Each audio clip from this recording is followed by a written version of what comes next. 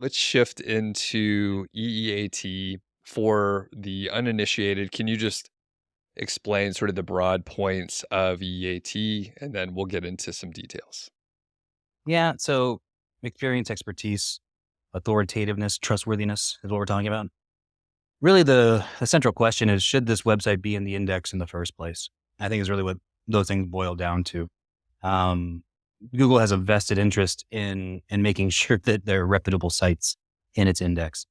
And I have a feeling while things started with YMYL, your money or your life, like financial sites and health sites, I think it's pretty much expanded to just about every other site.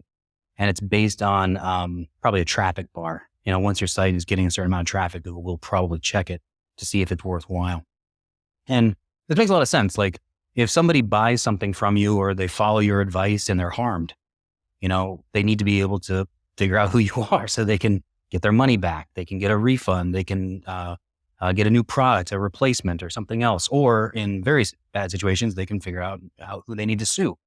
But if that person is hiding themselves on the web, then what's the consumer to do in those situations? And I can see why Google would say like, well, we really don't want those types of people on the internet, or at least in our index. We want companies that will take ownership. They'll take ownership like this. And we are responsible for this website and we are responsible for this content that is on the site. And so that's what I think all of it kind of boils down to in EAT is, are you a real thing that people can find? And if they have problems with advice you gave or a product that you sold, that they can come back and have a word, and figure out where you are. And so that's kind of the crux of it. A lot of people will say that Google's going after affiliate sites. And I think that's only true because affiliate sites like to hide who they are. And that is problematic just from a standpoint of what I think Google is trying to do to protect the consumer. And so the idea is you want to make yourself as real as possible. Make sure that you're an entity that can be discovered. And the more you do of that, the more EAT signals I think you're giving and the less chance you have of getting hit by an EAT update or an EAT check. You mentioned something about people actually reviewing the website. So there's a long document, the reviewer guidelines, which is kind of the backbone of what we're talking about. So people could go find that, read the whole thing, and see what we're talking about a little bit more detailed. But you also mentioned you thought it's like a traffic threshold. Is that confirmed anywhere? Is that a pretty widely held theory? The place that I've seen a lot of this talked about is from FatRank, if you're familiar with them. It's James Dooley and his team. And what they identified, so to clarify, they're in all the naughty niches. They're in all the YMYLs. Like they're in all the things that actually EAT is probably trying to go after. And across their 600 plus websites, what they started to identify was in referrer traffic, there's this thing called Rater Hub. And what they found is that sites that got hit had Rater Hub visit their site out of the blue about 2 weeks to 4 weeks before. And so what they've identified, or what their belief is that if you see Rater Hub in Google Analytics in your referral traffic, there's a decent chance that Google has come and taken a look. Now, I don't think an actual human would be coming to take a look. I think that's the bot. What the Rater guidelines and the human part is kind of a backwards check. Did we do this right? Okay, check out the SERP, look at these results. Are these results actually matching what we're trying to do? So in these situations, I don't think a human is coming, a bot is coming. And so you need to, as you're putting out these signals to kind of match up with those guidelines, it needs to be not cleared to a human, but cleared to a bot what these things are. So it has to be really, really obvious that a bot can find those signals to see that you are a real thing. Okay. Which we'll come back around to in a couple minutes. Okay.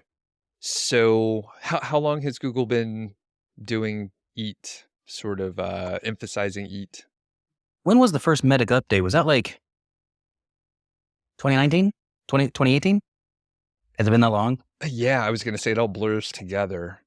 Because I think we had something in the middle. Something happened in 2020 and it kind of, Yeah, that's messed right. everything up. I feel like it was 2018, 2019, Okay. somewhere in there, All right. pre-COVID. That sounds right. And yeah, pre-COVID, that's what we can talk about specifically. Now, they added experience I think in the last year. Yeah, and the most recent one, that's right, this year. What is that about? So, expertise is like your degrees, and experience is your time, is how they define it. Now, the tricky part to both of those is Google is also not in the value judgment game. They don't, and everybody knows this. As soon as they've launched something and they're like, hey, when I search for my keyword, there are two sites on page one and they don't even sell it. Like they don't have the product. And they'd be like, my article is objectively better than that article. Google's not making a value judgment that, oh yeah, I read this and I'm a better algorithm for having read this. It's not saying like this is better than that. So experience and expertise are tricky ones in terms of what a bot is going to look at, because a bot isn't going to make a value judgment. What's better, a degree from Harvard or a degree from Stanford? I don't know. Well, or Cambridge, or what's better, somebody who's got 25 years in the field, but no degrees and they have a high school GED. Who knows what's better? And they don't want to make that judgment call. But what I think both of those things come down to is a real person writing this, is a real person saying these things. And so what I would focus on to cover those things, especially with experience, as the new one, can you demonstrate that a human wrote this stuff? So as many of those signals as you can get out, I think are important. Okay.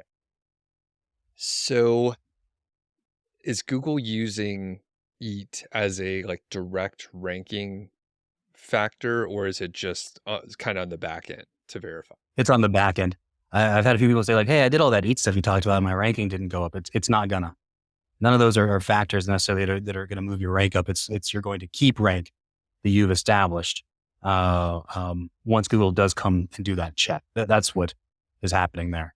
So it's to maintain your on the back end, or on a weird way, it could be a ranking factor because somebody else dropped and you went up because they didn't have it and got tagged.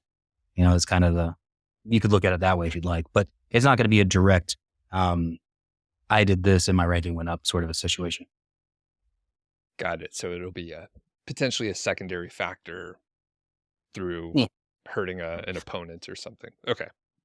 And the other thing too, though, is like if somebody's thinking like, this is nonsense, fine. It's your website. And to be perfectly honest, I don't really worry about anybody else's website. But all of these things to take care of are like a half day's worth of work, and if your risk tolerance is anywhere like you might want to avoid any kind of risk, it's a half day's worth of work. And on top of that, all these things are trust signals that somebody's going to want. If you're trying to sell something on your site, you probably want a lot of these signals on there. So somebody says like, I will give you my credit card now in order to make the sale. So I think at a minimum, it's going to help you with those types of situations at a minimum to do. And they're not expensive. They're not hard to do, and they're things you probably should be doing anyway. All right. You should be a business. If you're taking money, you probably should be a business. So perfect segue. Let's get into the nuts and bolts and some actionable things. So what should people be doing? And like you said, each one is, maybe like half a day. It's fairly straightforward. So let's get into it.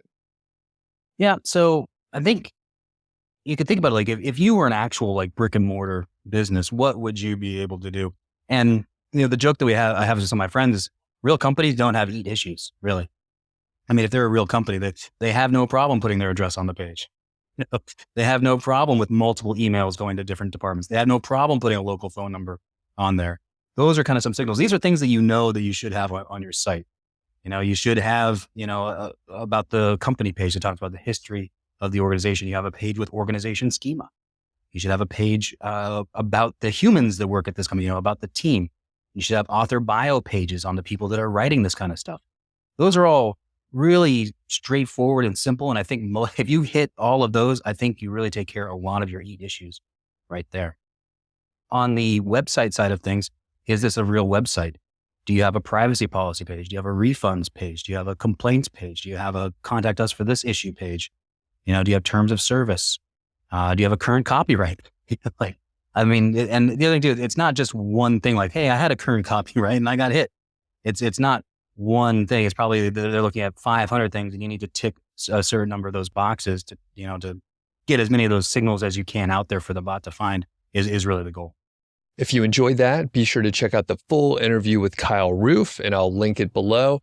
We sat and talked for a lot longer than this, so please check out the full interview and check out the rest of the channel. I've talked to Kyle a couple times and a bunch of other folks too.